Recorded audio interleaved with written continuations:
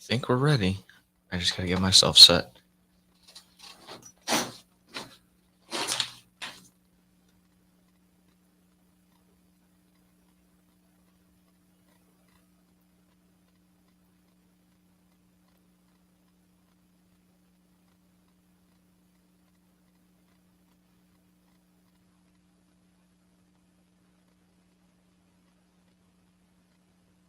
No substitute!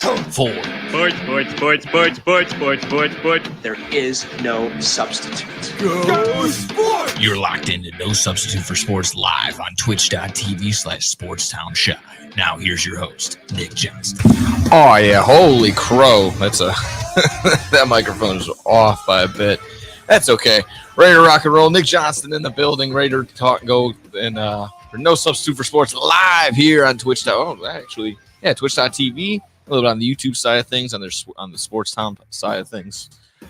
Fantastic shows as always. Getting back in the swing of things, as you can clearly see, a little rusty. Just been ways away. It's been a long season of dogs, so we're back here, back in the stew, ready to talk sports with you. It's jam packed as it always is on the side of things. And No Substitute for Sports live. We're gonna go ahead and break down my NFC predictions, my AFC predictions, the standings, who's getting in their wild card spots, maybe even like I said, I'll maybe predict their actual schedule and whatnot. So in NFC, we'll go AFC after. That'll bleed into the opening game. We got the Ravens and the Chiefs tonight. Gonna get our picks in, gonna get our parlays going. Chiefs are currently favored by 3 points, totals at 46.5 as we are talking. And then finally, if we got some time, if I'm not bleeding into Scotty's schedule a little too much on the soccer side of things, we're gonna go rapid fire starts and sits for week 1 in fantasy football. So if you're all good on that, everything else in between, let's go ahead and talk some football, guys and gals. Let's go ahead. I think it's very much appropriate to do so. Oh man, this is I can't believe this. It's finally week 1. We're finally here. This is the time to do it. Like I said, big game tonight. Baltimore and the Kansas City Chiefs AFC Championship rematch. I'm rocking McCaffrey today just because, like I said, we're talking fantasy. Take a look at the gander. Look at that. Oh yeah. Oh yeah. Fantasy, like I said, we're getting the ultimate dominance here. Ready to rock and roll. Like I said, this is gonna be great, fantastic episode. So let's go ahead and dive in. Let's dive in on exactly that. Let's go ahead. Let's talk NFC predictions from the top to bottom. Let's just go ahead and let's get into the standings. We'll hit the divisions, the AFC or the NFC West, North, South, and East. All of my predictions. Who's going to finish where? I also got my wild card spots as well. So let's go ahead and dive in. I don't think I got a couple that are, just off the same path as everybody. Just something to, just to not keep hearing the same exact things, because I got a couple of not issues, but just something that's like, maybe you guys aren't focusing on the same thing. Let's just start off with the West. I think that might be the chalkiest one right there. It might be the easiest to determine who is going to be the foregone winner in that division right there. And I'm going to go with the 49ers, rocking with that to make a little bit of sense right there. But yeah, let's go ahead and dive in on that. I have the Niners at 13-4 on the season. Just another year of dominance, I believe. I feel like it's going to be just rinse and repeat. Brandon Ayuk situation, nothing really too worried about that. Even Ayuk himself said later on that, I kind of made a bigger deal out of it than the team did.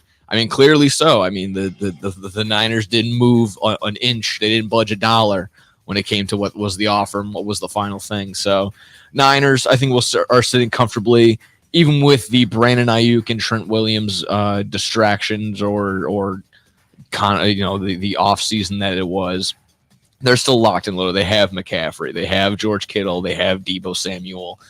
They still have one of the most stacked defenses in the NFC. So clear cut, they're going to run through their teams. They're going to run through their schedule. I think I have them. When I was going through it, they might have a 2-game losing streak. There's 2 tough ones right back to back. But again, they're the Niners. They're predicted to have the best offense. They're predicted to just run through the NFC. So there you go, 13-4. Not too much going on there. A little bit of maybe the surprise here. I have Seattle at 10-7. I think they're gonna be able to handle their division, get the wins within there, and then there's a couple of toss-ups I have them in favor of. They're gonna be scrappy. I like the offense that they're working with, but I'm not. Of course, I'm not sold with Geno Smith. That's gonna be the big factor there. Next up, I have the Rams at 6-11. Just a matter of them staying healthy. I'm sure they can flip that and do very well. I think a lot of people do actually have them as a wild card team this year, but I mean, didn't get a full season out of Cooper Kupp, didn't get a full season out of Matthew Stafford. Puka Nacua is already dealing with injury. Kyron Williams is there, solid back. They already drafted Blake Corum. They drafted their backup there. So I see the Rams at 6-11. Not all too much better, but on the outside looking in, Arizona 4-13. They're gonna put up some good numbers. Hopefully Marvin Harrison Jr. has a fun rookie season, especially for fantasy. And then same thing. There's just not enough talent there in Arizona. They're better, I believe, than the Vikings and the Panthers and the Giants, but still basement dwellers. Still not that great. It's gonna be a tough one for Kyler Murray again. Even in that same boat, if can Kyler stay healthy. So there you have it. I'll head over to the NFC South. I have the Bucs winning that division. I know, again, a lot of Falcons fans, a lot of Falcons people. The new resurgence, and for good reason. Kirk Cousins is a good quarterback. He was on pace for what felt like almost 7,000 yards passing before he went down last year. But I feel like there's too many moving factors, too many moving pieces, too many promises being made. As much as I love Bijan and I loved him for fantasy this year, a lot of people are very much hyping up the idea like, oh, he's going to get a ton, he's going to get a bunch of this, he's going to get that, this, that, and the other. It's a lot of mouths to feed over in Atlanta.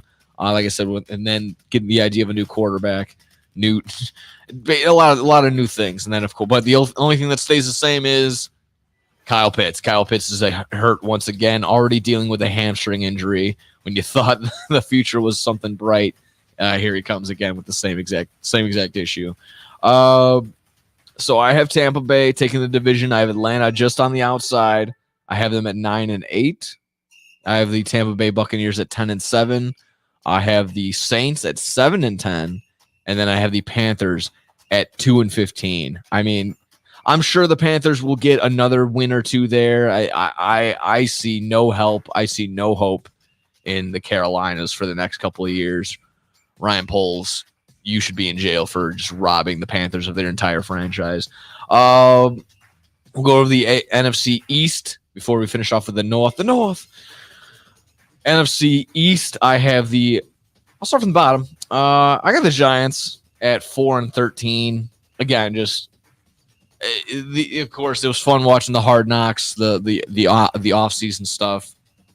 But that just kind of showed me, there's no real direction. There's a couple of guys that probably plan on doing things well, but the Giants it's just a lack of talent there. Malik Neighbors could be that outlier, of course, where he was rated so high on wide receivers preseason for a good reason, for one of the best rookies potentially coming into the league. But I just don't think Daniel Jones is that talented enough to use him wisely, use him enough, and use him in the right times to actually win ball games. You lost Saquon, and your replacement was Devin Singletary. I think I'm going to stop talking at that point, so that tells you enough there. I'll go again, continuing from the bottom of the NFC East. Giants at 4-13. I have the Commanders at 6-11. Again, similar, a lot of moving pieces, a lot of hope in Jaden Daniels. I think he will do well throughout the season, just not enough pieces there. Jaden Daniels and Terry McLaurin isn't going to get it done. It's not enough. He needs a couple more. Eckler in the backfield, he'll have his spots, but again, it's just you're not going to get the fantasy dominant Austin Eckler that you once had. Again, he will show signs, but he will just not get the ball as much because Brian Robinson Jr. will be the majority back down there.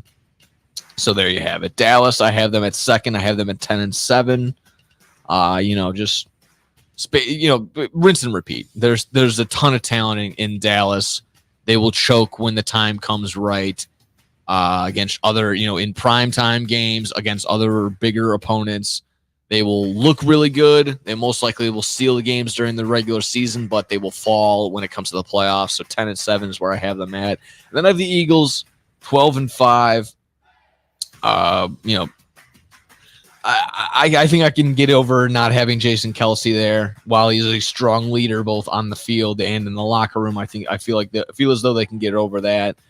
Just hopefully, a guy like AJ Brown doesn't keep crying and ruining the chemistry that they have in the locker room. You would think, winning 10 plus games for the past, 3 or 4 seasons would quiet you down, would shut you up and make you happy, but nah, not to them, not to the guys up in Philadelphia.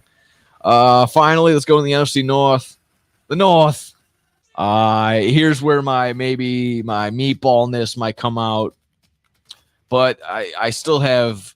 I can't say that too because I'm giving the benefit to the team to the North. But again, we'll start from the bottom with this one. I got Minnesota, kind of just to fill out and make some of them a little bit better. I had them at 5-12.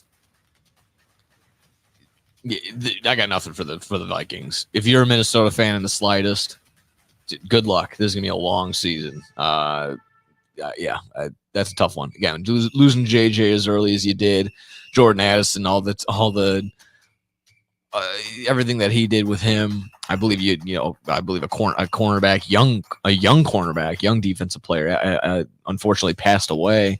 So it's been very brutal for the Vikings all the way around. So tough right there, and I believe this season won't be very forgiving either. 5-12 is where I have the Vikings. Next up, this one's gonna raise some eyebrows. I have the Lions third at 9-8. And you're sitting here, whoa, Nick, Dan Campbell, you got all that talent. You got a Monroe right there. He just had a career year. Jared Goff, he feels like he's figuring it out. He's going to have 14 games inside a dome this year. That's nuts. But they didn't change anything. I just said it with Dallas. It is legitimately rinse and repeat. They didn't add anybody. They had a couple rookies, most likely not going to start, but still, it is the same exoskeletons, the same exact core. Nothing changed. While that could be a benefit, sure, you don't have anybody new coming in and having to learn anything, but it makes it that much easier for a team that you just faced last year. What's the game plan? Oh, same as last time? All right, fine. Nothing really to change there. So, I know the talent will get them there.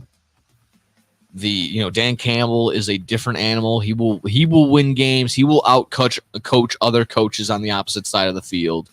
That will win them games.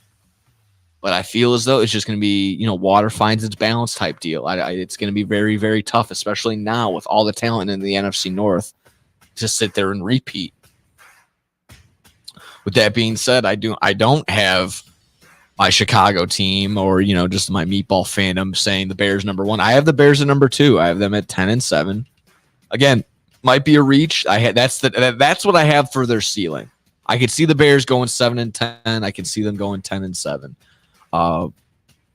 Far too much talent. I like the schedule. We've gone over it before. There are spurts, there are stints in that Bears schedule that are absolutely brutal. I mean, almost a Bishop Sycamore-like schedule where they play, 3 games in 13 days or something ridiculous. It's that Thanksgiving time of the year, that November schedule. And then there's also a stint where the Bears, even though they have a bye week, they aren't at home for a month. So it's tough. And I get that. But I can still see a route where the Bears do enough to get 10 wins. So it's hopeful. It's hopeful, of course. I can see, again, where the route of Chicago and Detroit possibly swapping. But I'm hopeful. I'm going to go with the Bears at 10-7. And unfortunately, that means Green Bay is going to be the winner of the NFC North 11-6, I have them at. My mindset there was just, it's the Packers, and there's no stats for me to back it up here. It's just this. It's just the Packers. This is what they do. They find a way to win. They get in. They mess they mess around. Oh, there we go. I was able to find the boost on that one, but I'll raise it down just a little bit. Raise it down. The Packers just find a way. The Packers find a way for me to be miserable, to not like the game, the way that they play. And you can sit there and say, yeah, Jordan Love overpaid. Jordan Love he had 2 games passing 300 yards or more last year. Yeah, I mean, I believe that team isn't there because of Jordan Love. I think that team is there because of Matt LaFleur and the way he's able to move around all the pieces that he has, all these quick weapons, Dobbs, Watson, even Luke Musgrave might be even a viable option. I don't like Josh Jacobs this year in fantasy. I stayed away from him. He was one of my no-goes, but I'm sure he will do well. He will have, those games and those times where they give him the ball 25 odd times because, well, he can. He's a workable bell cow. He can do that. So unfortunately, like I said, other than just the idea of they're just going to do it just to spite me, they're going to do everything they can just to win because they're the Packers. That might be the route. So I have them losing some games they probably shouldn't, but I have them winning games they probably shouldn't. So I got them at 11-6. So that gives me with the number 1 seed is the Niners. Number 2 would be Philadelphia, Green Bay 3, and then 4 is Tampa. My wild cards that would consist of then Dallas, Chicago, and Seattle. And again, I could see a route where Detroit does get infected in there, but I just for the sake of my narrative of what my thinking is, I have the Lions outside looking in. So tell me, am I wrong? Am I way off? How bad? How bad is my predictions? How great are my predictions? I guess time will for sure tell. But we're gonna go ahead and do that. So, like I said, Niners, Green Bay, Philly, Tampa, Dallas, Chicago, Seattle. That's who I have in the NFC. Who do you have coming out of the NFC? You can answer that down below in the comments section. You can answer me on all social media platforms at njohnston6351 on Twitter, at the Generates. That's our No Substitute for Sports page. Go ahead and do that. And I'll go ahead and be sharing all the thoughts there as well. So when we return, we're going to do the exact same thing, but on the AFC side of things. So like I said, we'll be breaking down all of our thoughts and our playoff wild cards for the AFC when we return.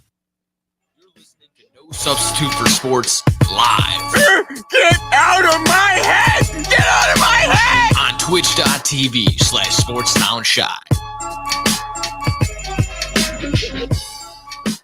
This is your home for sports. Longtime fan. Sports is like life. SportsTownChicago.com. What's up, Chicago? If you're ever, and I mean ever, out looking for good urban food 24/7, come down to White Palace Grill, located 1159 South Canal Street in Chicago. White Palace Grill is open 365 days a year since 1939. I personally love the steak and egg dinner, but whether you like burgers for breakfast, steak for lunch, or French toast for dinner, White Palace is the place for you. The diner is a 24-hour urban oasis. Come now, come later. Heck, come now and later. We never close at White Palace Grill, located 1159 South Canal Street in Chicago. Visit us at whitepalace.com or order with Uber Eats or Grubhub anytime, any day. Daddy, when you look at me, I could see your wheels turning. About what am I going to be when I grow up? A Major League first baseman? Maybe a point guard for a national champion. The odds of a child becoming a professional athlete are 1 in 16,000. Far-fetched? Maybe. But did you know the odds of a child being diagnosed with autism are 1 in 166? That's right, 1 in 166. To learn the signs of autism, go to autismspeaks.org. Brought to you by Autism Speaks and the Ad Council. Go to Lux Barbershop for the best barbers and stylists in Plainfield, Illinois. I go there when I have an important event, date, or I just want to look good. The straight razor shave will have you looking fresh and smooth. Lux Barbershop is open 7 days a week. Go to Lux Barbershop for the finest barbers, stylists, braiders, and massage massage therapists in the southern suburbs. Check out all their daily deals on Facebook, Instagram, and luxbarbershop.com.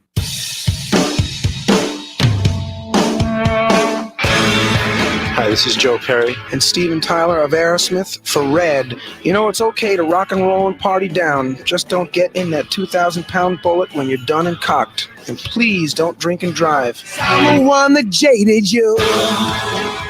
A reminder that friends don't let friends drive drunk. A public service message brought to you by the Ad Council, U.S. Department of Transportation, National Association of Broadcasters, and RAD. High school sports is here, and SportsTownChicago.com, we are ready to provide the best high school sports live coverage all across Northern Illinois. From the first kickoff of high school football to the final spike of high school volleyball, we at SportsTownChicago.com are ready to bring you high school sports live. SportsTownChicago.com and STC Friday Night Lights in a league of our own.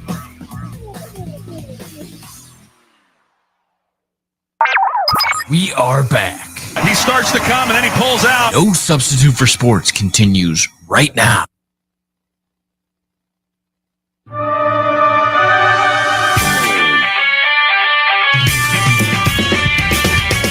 Oh, yeah. Welcome back. No Substitute for Sports live. Just broke down the NFC side of things. What I think is going to happen. Let's go ahead and make sure we're all good there. AFC coming up. I said maybe I got controversial. Maybe got a little out of pocket. Like I said, if you want to highlight from there, if you want to ever play it back, we allow that. You can play it back. I'll probably also post it up later and throw it up on the other side of things. So, like I said, I went with Green Bay to take the NFC North. I went with Chicago to the Bears to go ahead and get a wild card spot. Detroit, outside looking in. That's the big one right there. That's my hot take, I suppose, on the year. If not, yeah, no, I mean, because it's not very much a hot take to say that the Panthers are going to be 2-15. they're just awful. But on the AFC side of things, let's go ahead talk a little bit about that. Exactly that. Break down what we just did. Switch it up. AFC side of things.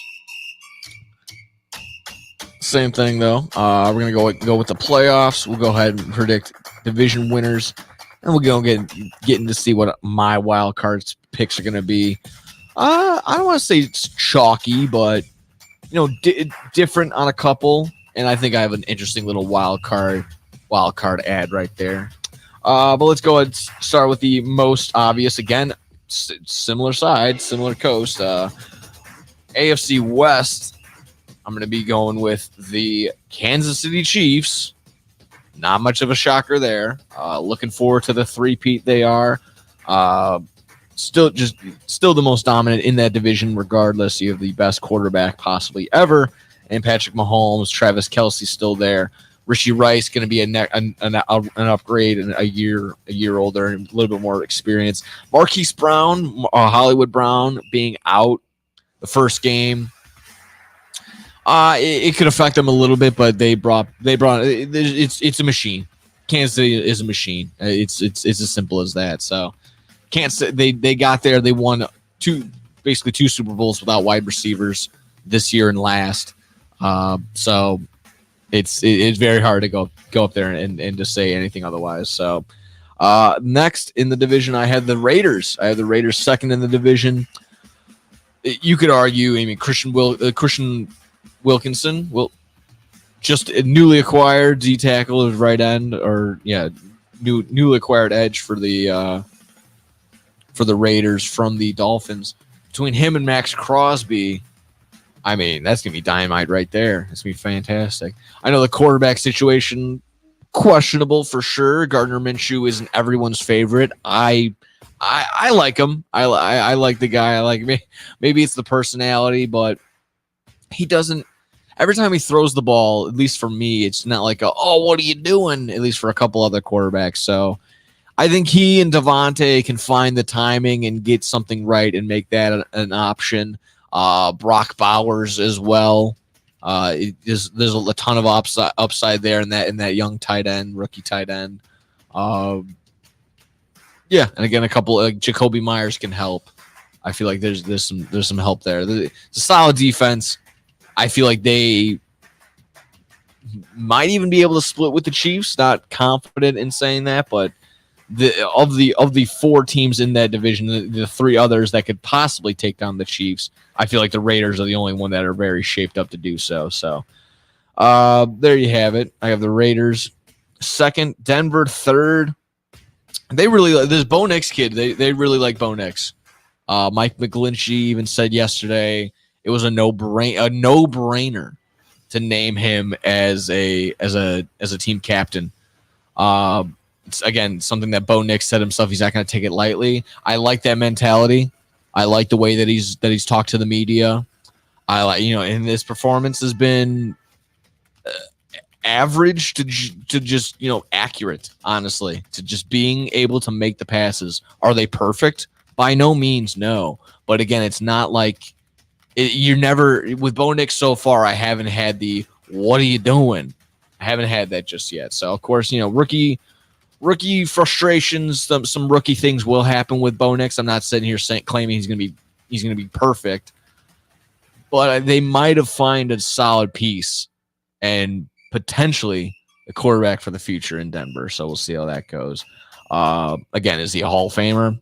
No, but someone that can just get you from point A to point B without falling off the side of the road.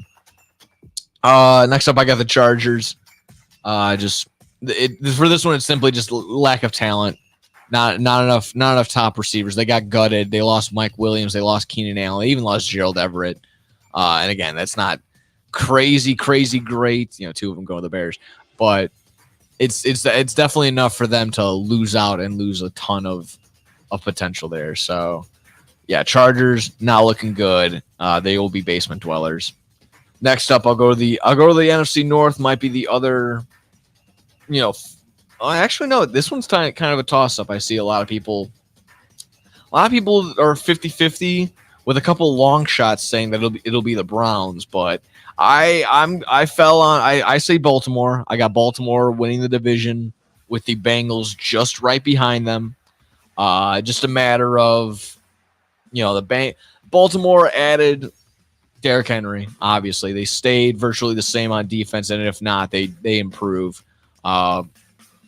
It's a very tight knit group there. I mean, to the point where Roquan's taking pay cuts to get the team better.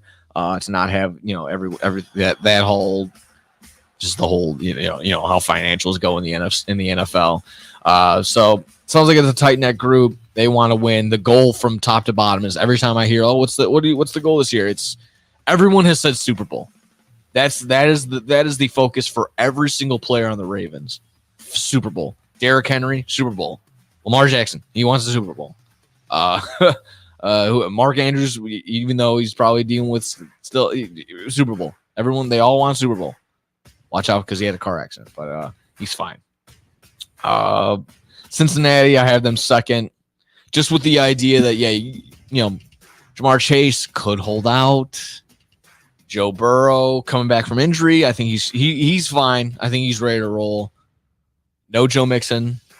Chase Brown and Zach Moss are you going to be your backfield guys?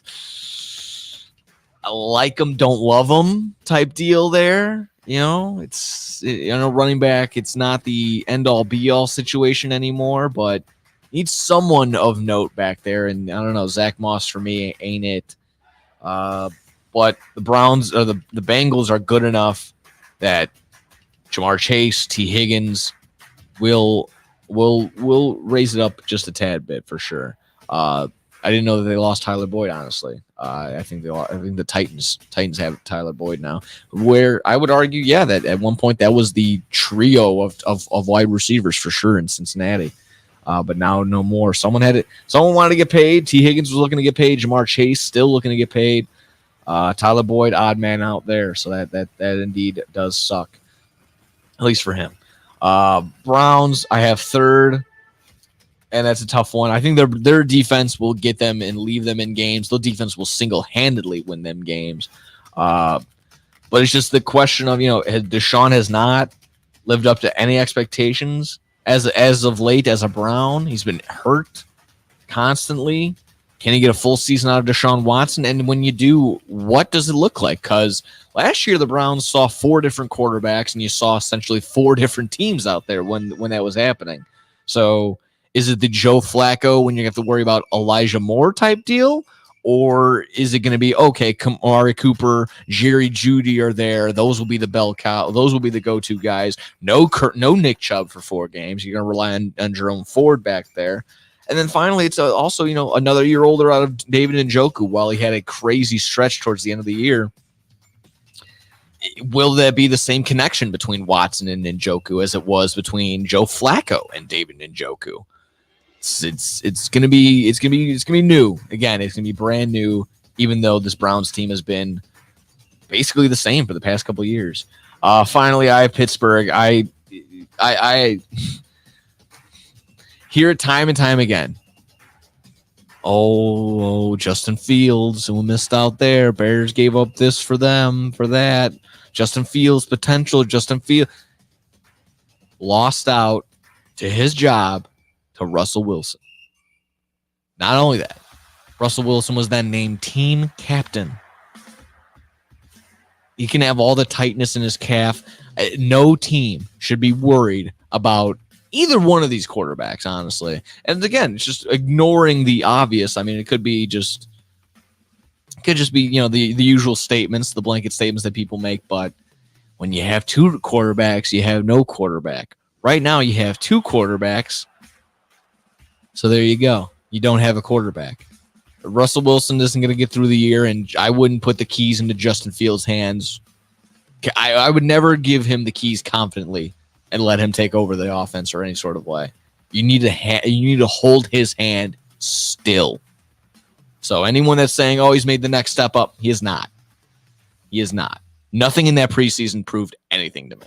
So other than the fact that the Bears dodged a bullet, hopefully. I have the NFC or the AFC South. I'll try and blow through these a little bit faster. I have the Titans at the bottom. I have the Colts third. I then have the Houston Texans second, and the Jaguars winning the division. Again, nothing out of the ordinary other than the fact that everyone's just handing this division to Houston. My only track back is, again, the idea of CJ Stroud. Can he duplicate his rookie year, which, again, arguably the best rookie years of all time in CJ Stroud, especially at the quarterback position? Can he duplicate that? And now you add the diva that is Stephon Diggs. I really didn't have any other name for him. Still a star to a certain degree, but I think he's going to add a little bit of snippiness.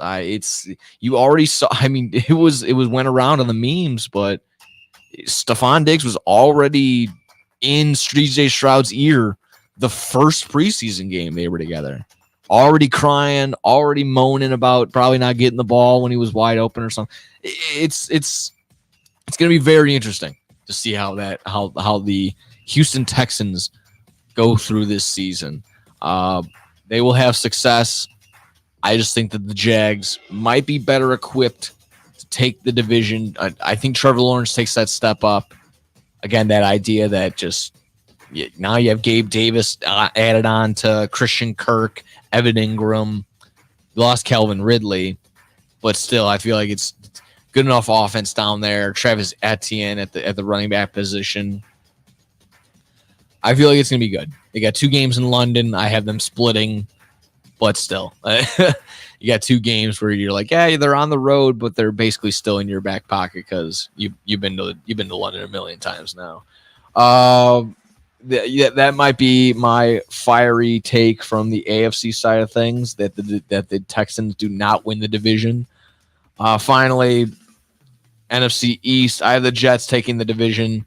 I have Buffalo second, and I have Miami third. Again, that might be a matter of they might even have the same record. It could come down to tiebreakers, but Miami last year were they beat up the bad teams, and they get their arse handed to them when it comes to playing the good teams.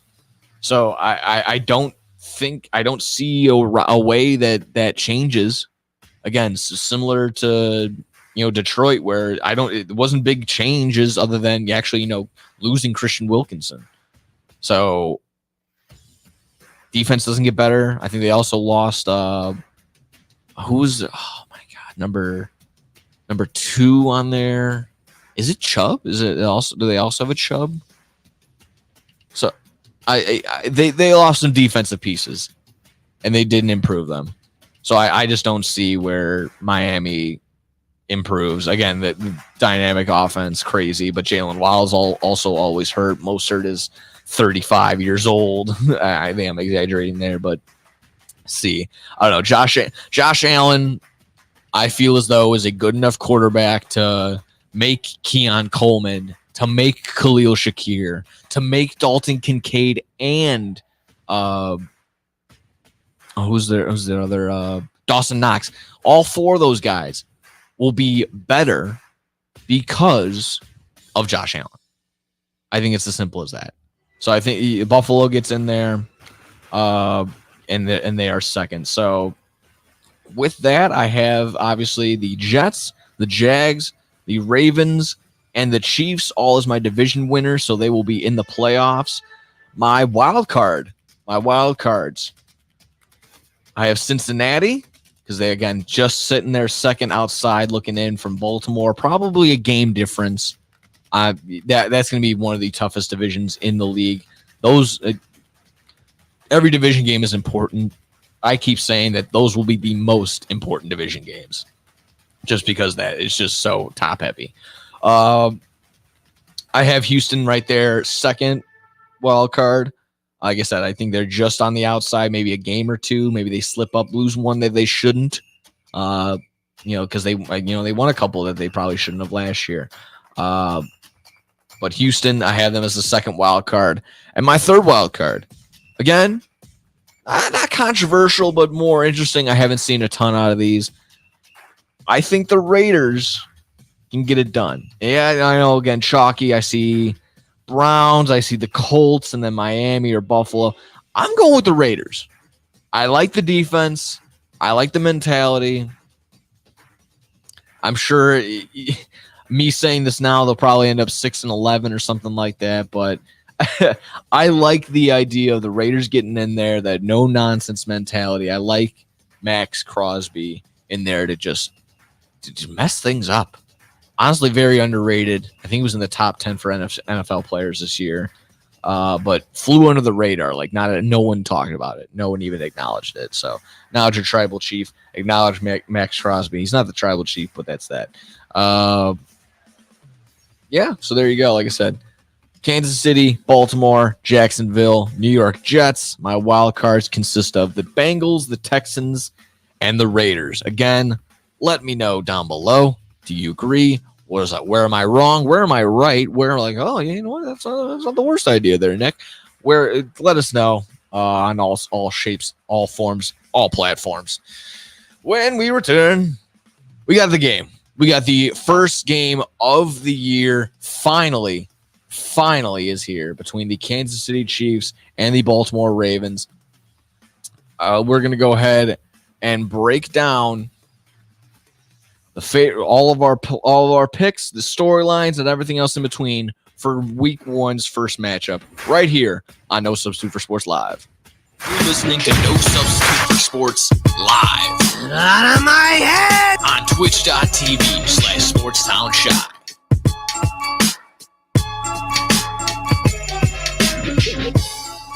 This is your home for sports. SportsTownChicago.com.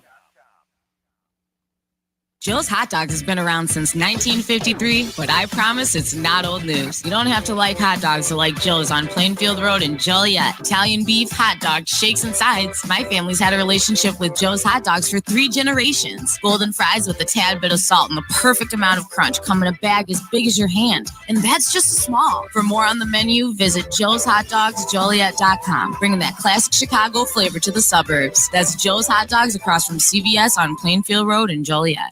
At the football game, Jim shows the telltale signs of being wasted. He starts flexing for the camera. He refers to his muscles as gunboats. He screams, "How's this for a halftime show?" Jim streaks the field. It's easy to tell if you've had way too many to drive. But what if you've had just one too many to drive? Never underestimate just a few. Buzz driving is drunk driving. A public service announcement brought to you by the U.S. Department of Transportation, the Ad Council, and this station. There are everyday actions to help prevent the spread of respiratory diseases. Wash your hands. Avoid close contact with people who are sick. Avoid touching your eyes, nose, and mouth. Stay home when you are sick. Cover your cough or sneeze. Clean and disinfect frequently touched objects. For more information, visit cdc.gov/COVID-19. This message brought to you by the National Association of Broadcasters and Windy City News Radio. The Illinois Center for Broadcasting is now the Illinois Media School. We've been an institution in the Chicagoland area now for 30 years. Because the broadcasting world is always changing, so are we. Not only are we teaching radio and television production, but now you can learn all aspects of the media industry, like web design. You can even specialize in TV or film, sports broadcasting, and even sales. No matter where you are in the Chicagoland area, we have a campus near you. The Illinois Media School. Be on TV, be on radio, beonair.com. Maybe that was money. Tell me that wasn't money. Yo, check us out. We are the go-to guys. I'm your boy Space. I'm your boy MC. Check us out every Thursday from 4 to 5 p.m. We spitting all facts, all sports, all day. Yes, sir. Who else you gonna go to in the clutch? Lillard, long range three, and it's good! Keeping you up to date with all the latest sports news. We are the go-to guys. Where else you gonna get all your sports news from? You know, SportsTownChicago.com. We are back. I'd like to know where Lou Holtz is right now. No Substitute for Sports continues right now.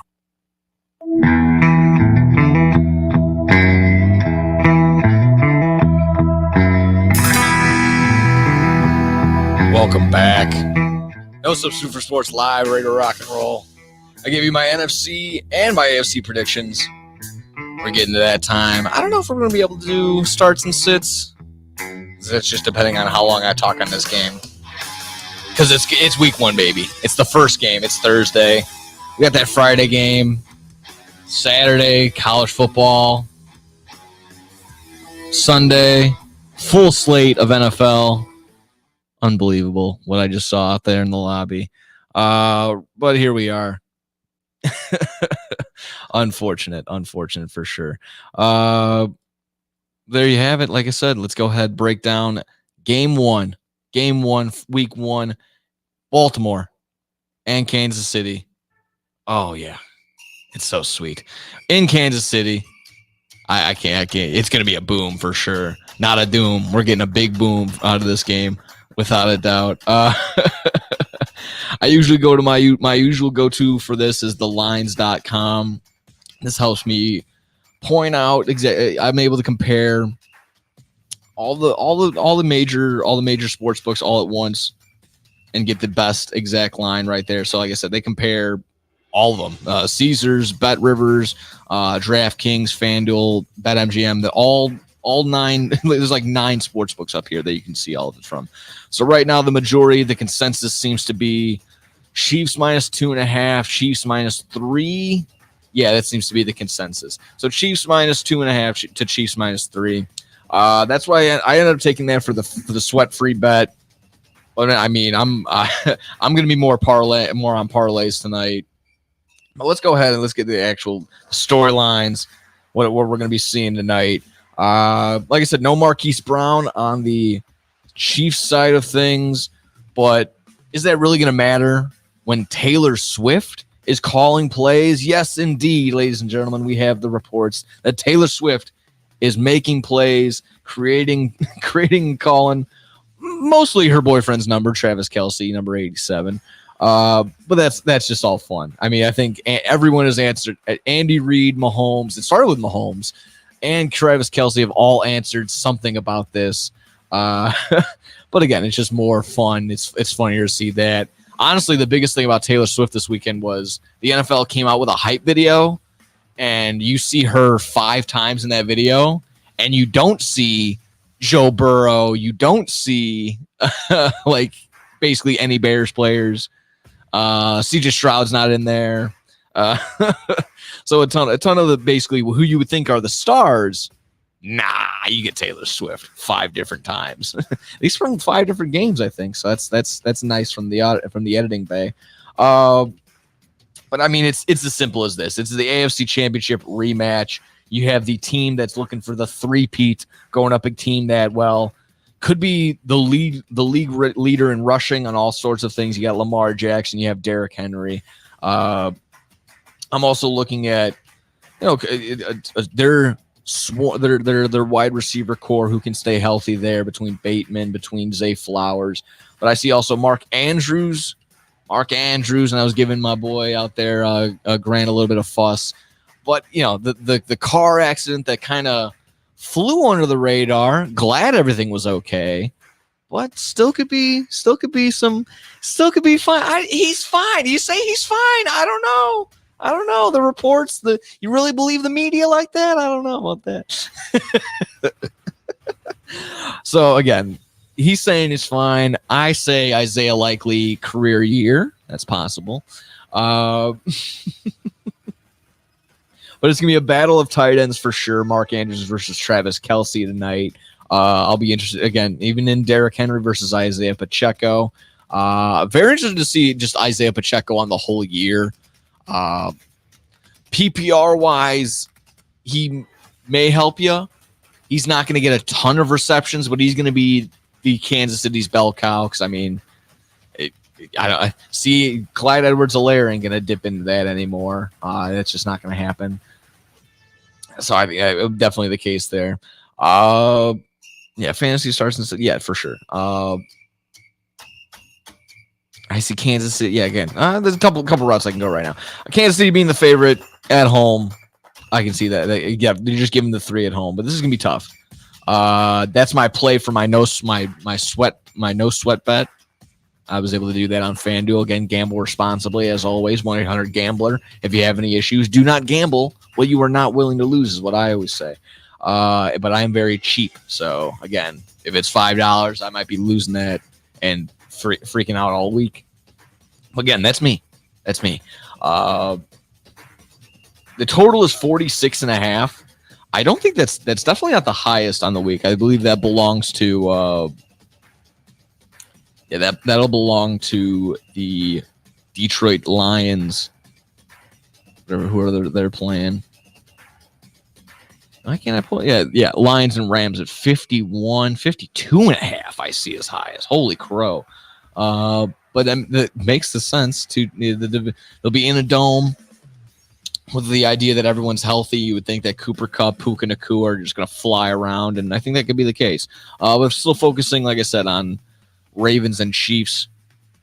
Oh man, it's going. I see it raising up a little bit. It's going down a little bit as well. 45.5 is the lowest I see. 46.5 seems to be the consensus, with 47 being the highest.